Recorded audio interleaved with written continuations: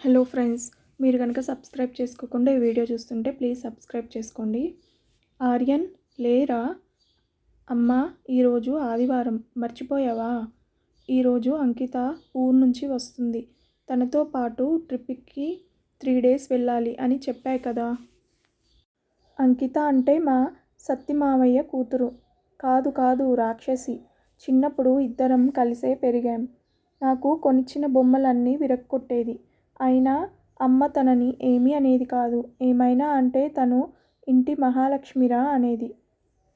నన్ను దుబ్బ బర్ఫీ అని తెగ ఏడ్పించేది. నేను కూడా చీమిడి ముక్కు అని తెగ ఆట పట్టించేవాణ్ణి. ఎప్పుడైనా నాకు కోపం వచ్చి ఒక చిన్న దెబ్బ వేస్తే గట్టిగా ఏడ్చుకుంటూ మా నాన్న దగ్గరికి వెళ్ళి నాకు దెబ్బలు పడేలా చేసేది. అప్పట్నుంచి కోపం తనంటే. తర్వాత నాన్నకు హైదరాబాద్ ట్రాన్స్ఫర్ అవ్వడంతో మేమిక్కడికి వచ్చేశాం. ఆ తర్వాత నేనెప్పుడూ మళ్ళీ తనని చూడలేదు.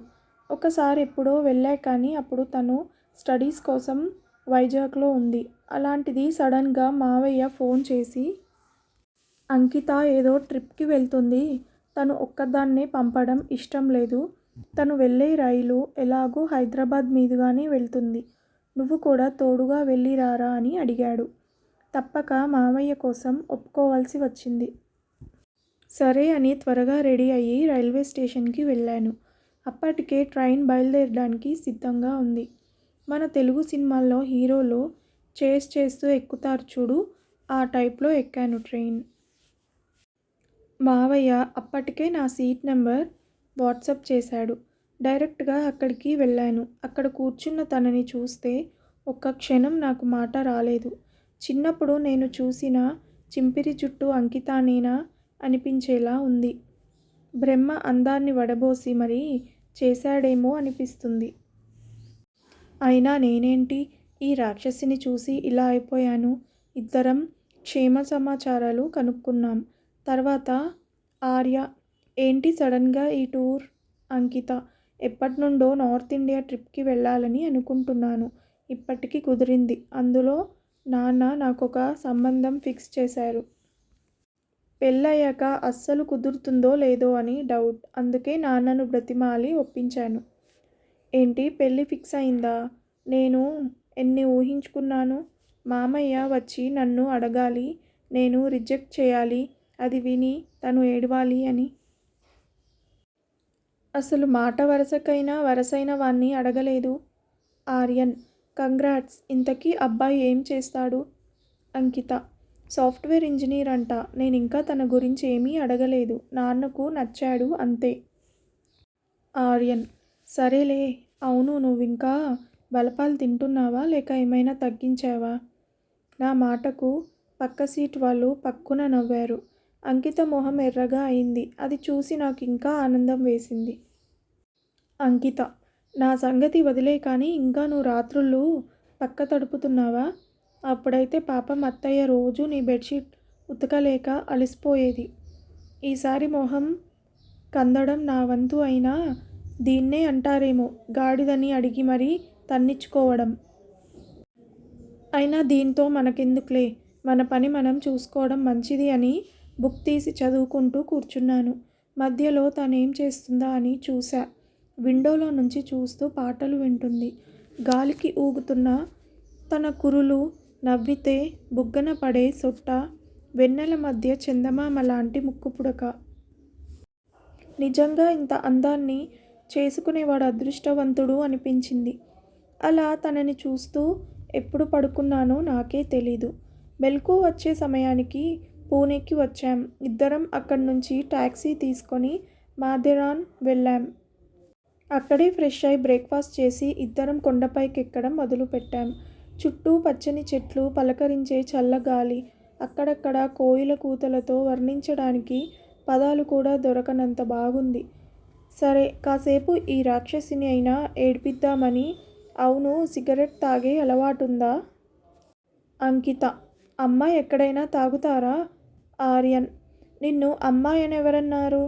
అంకిత, ఏంటి జోకా? ఆర్యన్, కాదు, బోకే తల్లో పెట్టుకో. నా మాటలకు కందిపోయిన తన మొహం చూడాలి. నాకు ఫుల్ మీల్స్ తిన్నట్టుంది. అంకిత: అవును, నువ్వు ఎప్పుడు పెళ్లి చేసుకుంటావు? ఆర్యన్: ఎందుకో నాకిప్పుడే చేసుకోవాలని లేదు. అంకిత: ఏమైనా ప్రాబ్లమా? నాకు తెలిసిన మంచి డాక్టర్ ఉన్నాడు. ఆర్యన్: చీచీ, నచ్చే అమ్మాయి దొరకలేదు. అంకిత: నేను చెప్పనా నీకెలాంటి అమ్మాయి సూట్ అవుతుందో? 2 పిలకలతో తిరణాలు రిబ్బన్లు కట్టుకొని, ముందు పళ్ళు 2 విరిగిపోయి కళ్ళు పెద్దవి చేసి చూస్తూ అలాంటి అమ్మాయి అయితే పర్ఫెక్ట్ మ్యాచ్. ఆర్యన్: నాకేమో కానీ నీకొచ్చేవాడు మాత్రం సేమ్ పోలికలతో వస్తాడు. అదే నా శాపం. అంకిత: పోరా దుబ్బ బర్ఫీ. ఆర్యన్: నువ్వలా పిలిచావంటే నేనేం చేస్తానో నాకే తెలీదు. అంకిత: తెలియనప్పుడు ఏం చేస్తావులే దుబ్బ బర్ఫీ అంటూ నాలుక బయట పెట్టి నన్ను వెక్కిరించింది. నాకు కోపం వచ్చి కొట్టడానికి పక్కనే ఉన్న కర్ర తీసుకున్నాను. తను నాకు దొరకకుండా నవ్వుతూ పరిగెత్తింది. అనుకోకుండా కాలు జారి కింద పడింది. కాలుకి బాగా దెబ్బ తగిలింది. చిన్నగా గీరుకొని రక్తం వచ్చింది. వెంటనే నా కర్చీఫ్ తీసి కట్టు కట్టాను. తను లేచి నడవడానికి ప్రయత్నించింది కానీ నడవలేకపోతుంది. కాలు కొంచెం బెనికినట్టు అనిపిస్తుంది. సరే, ఇక్కడికి కొంచెం దూరంలో మెడికల్ సెంటర్ ఉంది, అక్కడి దాకా ఎత్తుకొని నడుస్తారా? తను కొంచెం సిగ్గుతో ఆలోచించి తలొంచుకుంది. ఓ ఫీల్ అవ్వకులే, మా ఇంట్లో రోజు వాటర్ క్యాన్ నేనే మోస్తా. ఏమంటే నువ్వు 2 వాటర్ క్యాన్లతో సమానం అంతే. నా మాటలకి టక్కున తలలేపి చురచుర చూసింది. సరే అని తననెత్తుకొని నడవడం మొదలుపెట్టాను. అప్పటిదాకా ఒక అమ్మాయిని అంత దగ్గరగా చూడటం అదే మొదటిసారి. మమ్మల్ని అలా చూస్తూ చుట్టూ వచ్చిన టూరిస్టులు మేమేదో కొత్తగా పెళ్ళైన జంట, క్యూట్ కపుల్ అంటూ అనుకోవడం, కొందరు ఫోటో తీయడం కూడా చూశా. ఎందుకో నాకు వాళ్ళలా అనుకోవడం నచ్చింది. తను మాత్రం చుట్టూ ప్రకృతిని ఆస్వాదిస్తుంది. ఇద్దరి కళ్ళు మధ్యలో దోబూచులాడుతున్నాయి. కాసేపటికి చెమటతో నా మొహం మొత్తం తడిచిపోయింది. తను వేసుకున్న స్కార్ఫ్తో తుడిచింది. ఆ క్షణం ఎందుకో ప్రపంచం ఆగిపోతే బావుండు అని అనిపించింది. కాసేపటికి మెడికల్ సెంటర్కి వచ్చాం. డాక్టర్ చూసి ఫస్ట్ ఎయిడ్ చేసి బ్యాండేజ్ వేశారు. ఇప్పుడు కొంచెం నడవగలుగుతుంది. కానీ సపోర్ట్ లేకుండా కొంచెం కష్టంగా ఉంది. తను నా భుజాల మీద చెయ్యి వేసి నడుస్తుంది. అలా నడిచేటప్పుడు వెచ్చని తన ఊపిరి నాకు తగులుతూ గిలిగింతలు పెడుతుంది. ఇద్దరం అక్కడే ఉన్న టూరింగ్ స్పాట్స్ అన్నీ చూసేశాం. చాలా ఆటలు కూడా ఉన్నాయి. అందులో ఒకటి గ్లాసుల మీద గ్లాసులు పెట్టి ఒక పిరమిడ్ లాంటిది ఉంటుంది. మనకు 3 బాల్స్ ఇస్తారు. మొత్తం పడగొడితే అక్కడున్న ఏదో ఒక గిఫ్ట్ ఇస్తారు. సరే అని ప్రయత్నించా. 200 బొక్క తప్ప పైసా రాలేదు. ఇంకా అంకిత అయితే ముందు 2 బాల్స్ బాగా కొట్టింది. ఇంకా ఒక్క గ్లాస్ ఉంది. గురి చూసి కొట్టింది. అది కాస్త గ్లాస్కి కాకుండా షాప్ వాడి తలకు తగిలింది. భయపడి పారిపోయాం. ఇద్దరం అక్కడ కాసేపు చిన్నపిల్లలం అయిపోయాం. అక్కడే ఉన్న గుర్రాల మీద ఎక్కి కొండ మొత్తం ఒక రౌండ్ వేశాం. గుర్రాలు దిగి వెళ్తుంటే వాడు ఒక మాట అన్నాడు. సార్, ఆప్కి జోడీ బహుత్ అచ్చీ హై, ముర్జాకర్ దేఖ్భూల్ కరో. నాకు హిందీ రాదు. వాడేమన్నాడో అర్థం కాలేదు. అంకిత మాత్రం సిగ్గుపడుతుంది. సరే అని పక్కనే ఉన్న ఒక తెలుగోణ్ణి అడిగా. అప్పుడు చెప్పాడు. దానర్థం మీ జంట చాలా బాగుంది, ఇంటికెళ్ళి దిష్టి తీయించుకోండి అని. ఇప్పుడు అర్థమైంది తను సిగ్గుకి కారణం. నవ్వుకున్నాను. అలా అక్కడంతా తిరిగి కిందకి వెళ్ళడానికి టాయ్ ట్రైన్ ఎక్కాము.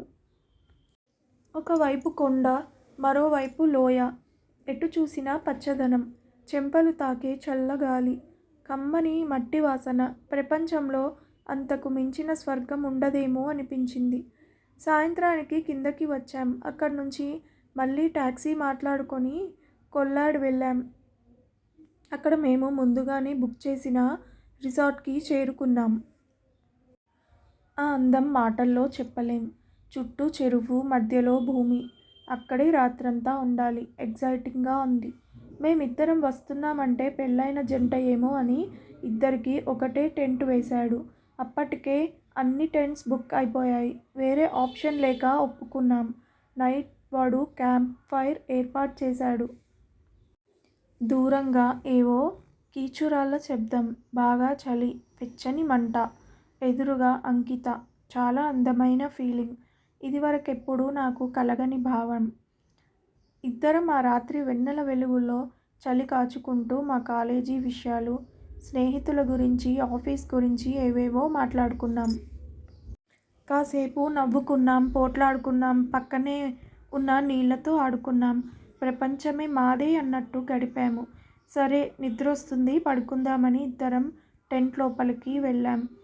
కాలు నొప్పికి టాబ్లెట్ వేసుకుంది కదా, బాగా నిద్ర పట్టేసింది తనకు. నాకు మాత్రం నిద్ర పట్టడం లేదు. తనని ఎలా చూస్తుంటే చిన్న పిల్లలాగా ముద్దొస్తుంది. ఒకటే టెంట్, పక్కనే తను, పైగా వయసు ప్రభావం. ఎక్కడ తప్పు చేస్తాను అని భయమేసింది. వెంటనే బెడ్షీట్ తీసుకొని బయటకి వచ్చి చలిమంట దగ్గరే రాత్రంతా కూర్చొని పడుకున్నాను. ఉదయాన్నే అంకిత వచ్చి లేపింది. ఏంటి బయట పడుకున్నావు? నీ గురక భరించలేక బయట పడుకున్నా. నా మాటలకు పక్కనే ఉన్న మగ్ తీసుకొని విసిరింది. నన్నే కొడతావా? ఇప్పుడు చూడు నిన్నేం చేస్తాను అని పక్కనే ఉన్న వాటర్ పైప్ తీసుకొని తన మీద నీళ్లు పోశాను. తను కూడా నా మీద నీళ్లు చల్లింది. ఇద్దరం కాసేపు అలాగే పోట్లాడుకున్నాం. తర్వాత ఇద్దరం రెడీ అయ్యి రివర్ రాఫ్టింగ్కి వెళ్ళాం. పారుతున్న నదిలో దూకుతూ తేలుతూ పడవ నడుపుతుంటే చాలా సరదాగా ఉంది. అంకిత అయితే చిన్న పిల్లలాగా కేరింతలు కొడుతుంది. అసలు చుట్టూ లోకాన్ని మర్చిపోయి ఎంజాయ్ చేస్తుంది. అలా చూస్తుంటే ముందే తనని ఎందుకు కలవలేదా అని నన్ను నేను తిట్టుకున్నాను. మధ్యాహ్నం మళ్ళీ రిసార్ట్కి వెళ్ళి అక్కడ వాటర్ గేమ్స్ కొన్ని ఆడుకున్నాం. ఆ గేమ్స్లో తన బట్టలన్నీ తడిచిపోయాయి. తను వైట్ డ్రెస్ వేసుకోవడంతో తడిసిన తన అందాలు చుట్టూ ఉన్న మొగాళ్ళు చూస్తుంటే బాగా కోపం వచ్చింది. హే లూస్, ఎక్కడ ఎలాంటి బట్టలు వేసుకోవాలో కూడా తెలీదా అని తిట్టి నేను వేసుకున్న టీషర్ట్ తనకిచ్చాను. అక్కడే చాలా గేమ్స్ ఆడుకున్నాం. రాత్రికి నాకు జ్వరం మొదలైంది. ముందు రోజు రాత్రంతా బయట చలిలో ఉన్నందుకు అనుకుంటా. అంకిత ఇడ్లీ తెచ్చి తినిపించి మెడిసిన్ వేసింది. 2 బెడ్షీట్లు కప్పుకున్నా చలి తగ్గడం లేదు. రిసార్ట్ వాడేమో ఎక్స్ట్రా లేవు అన్నాడు. నేను చలికి అలాగే వణుకుతున్నాను. ఏం చేయాలో తెలియక అంకిత నన్ను కౌగిలించుకొని పడుకుంది. ఆ క్షణం మా మధ్య ఉన్న భావం మాటల్లో చెప్పలేనిది. బిడ్డ రాత్రిపూట భయపడి తల్లిని ఎలా వాటేసుకుంటాడో అలా వాటేసుకున్నాను. తనలో నాకు అమ్మ కనిపిస్తుంది. తెల్లారింది. జ్వరం ఆల్మోస్ట్ తగ్గిపోయింది. రాత్రి జరిగిన దానికి ఇద్దరం ఒకరి మొహం ఒకరు చూసుకోలేకపోయాం.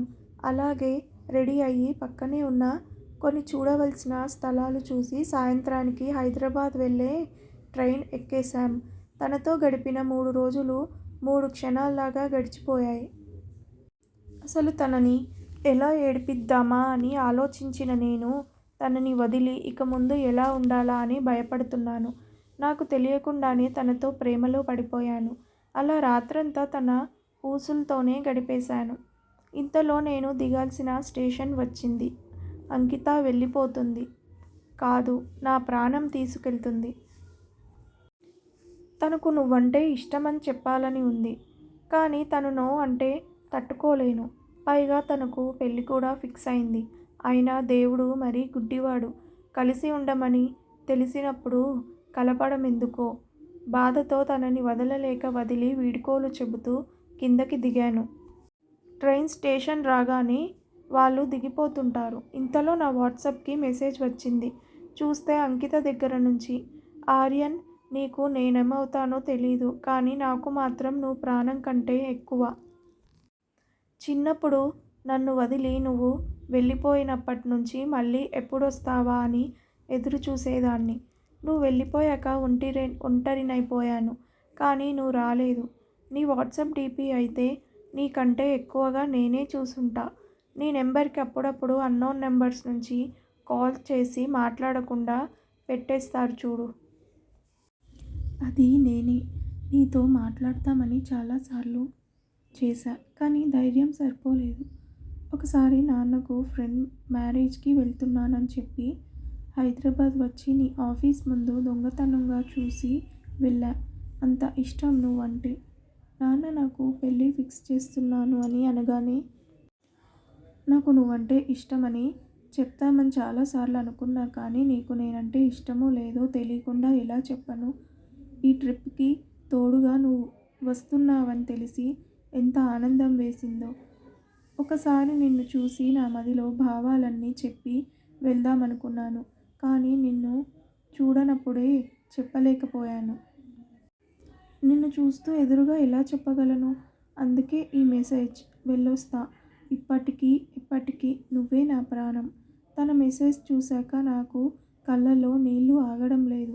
నేనంటే తనకు ఇంత ఇష్టమా? వెంటనే మామయ్యకు ఫోన్ చేశా.